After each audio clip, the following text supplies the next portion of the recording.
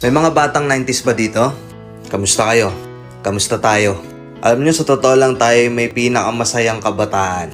Tayo yung mga kabataan noon na napakababaw ng kaligayahan. Tayo yung mga batang batak sa arawan kahit napagalitan ng magulang, okay lang basta makipaglaro sa mga kaibigan.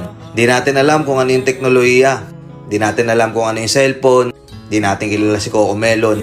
Kontento na tayo sa mga laruan natin at sa kung ano yung meron. Tayo yung mga batang halos makompleto natin lahat ng laruan sa Jollibee at McDo. Bumibili tayo ng tig-pipisong laruan baka sakaling may laruan doon sa loob.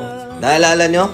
Noong mga panahon, naghahanap pa tayo ng gagamba kung saan-saan. Naghahanap tayo ng mga sanga ng puno para makipaglaro ng baril-barilan. Kukuha tayo ng gulong sa tabi-tabi tapos pagugulungin lang natin kung saan-saan. Mabibwisit tayo kapag hindi tayo pinayagan ng magulang natin makipaglaro sa mga kaibigan natin sa ulanan. Tayo yata yung mga huling batch ng mga bata na nakikipaglaro pa ng tagu-taguan. Sa totoo lang, di ba? Real talk. Tayo yung mga simpleng batch ng mga bata. Tayo yung mga batang napakasimple lang ng kaligayahan. Pero yung mga batang yun ngayon, nagsilakihan na. Nandito na tayo sa tunay na hamon ng buhay. Yung struggle natin, ibang-iba.